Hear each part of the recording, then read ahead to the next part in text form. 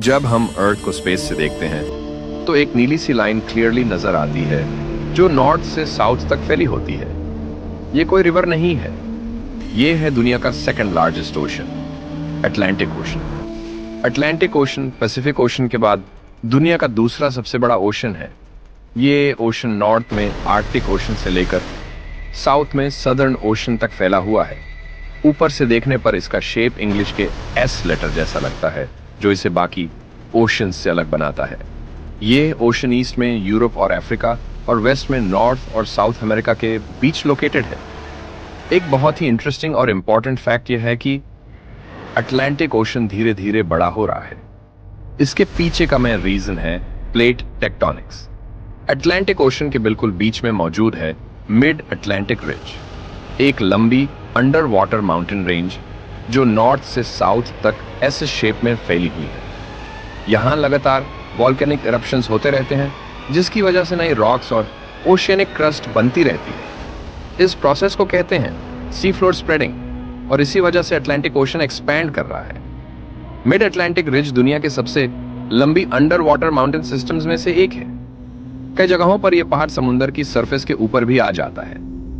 इसी mid Atlantic ridge पर located है एक आइसलैंड, जहां आज भी वॉल्केनोस और हॉट स्प्रिंग्स एक्टिव है।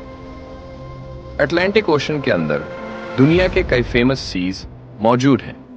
Gulf of Mexico oil reserves और हरिकेन्स के लिए फेमस, कैरिबियन सी ब्यूटीफुल आइलैंड्स और कोरल रीफ्स, मेडिटेरेनियन सी यूरोप, एशिया और अफ्रीका को कनेक्ट करने वाला हिस्टोरिक सी बाल्टिक सी, ठंडा और कम सॉल्टी पानी नॉर्थ सी, इंटरनेशनल ट्रेड और ऑयल फील्ड्स के लिए इंपॉर्टेंट अटलांटिक ओशन दुनिया के सबसे बिजी इंटरनेशनल ट्रेड रूट्स का मेजर सेंटर भी है। अटलांटिक ओशन का सबसे मिस्टीरियस हिस्सा है बर्म्यूडा ट्रायंगल। ये ट्रायंगल बनता है फ्लोरिडा, बर्म्यूडा, पोर्टो रिको के बीच। कई डेकेड्स से यहाँ शिप्स और एयरप्लेन्स के मिस्टीरियसली गैप होने की स्टोरीज सुनी जाती रही हैं। साइंटिस्ट्स के अकॉर्डिंग पॉसिबल रीजंस हो सकते हैं magnetic variation, human error, extreme bad weather, लेकिन फिर भी यह जगह आज तक लोगों को अट्रैक्ट करती है। अटलांटिक ओशन में कई इंपॉर्टेंट आइलैंड्स मौजूद हैं। यूनाइटेड किंगडम एक आइलैंड नेशन जो चारों तरफ से अटलांटिक वाटर से घिरा हुआ है। सेंट हेलेना आइलैंड एक छोटा सा लेकिन बहुत हिस्टोरिक आइलैंड। यहीं पर नेपोलियन बोनापार्ट को उनके लाइफ के लास्ट डेज में एग्जाइल करके रखा गया। इस आइलैंड ने अटलांटिक ओशन को हिस्ट्री से जोड़ दिया।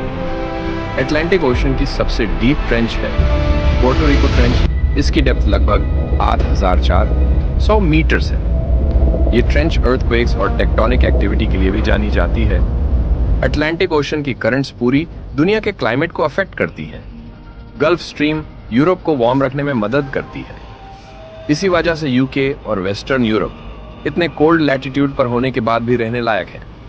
अटलांटिक ओशन सिर्फ पानी का एक बड़ा एरिया नहीं है, ये है टेक्टोनिक एक्टिविटी का सेंटर, हिस्ट्री और डिस्कवरीज का विटनेस, ग्लोबल ट्रेड और क्लाइमेट का कंट्रोलर, मिस्ट्रीज और साइंस का परफेक्ट कॉम्बिनेशन। अटलांटिक ओशन एक साइलेंट आर्किटेक्ट है जो बिना आवाज के कॉन्टिनेंट, क्लाइमेट और ह्यूमन हिस्ट्री को शेप करता रहा।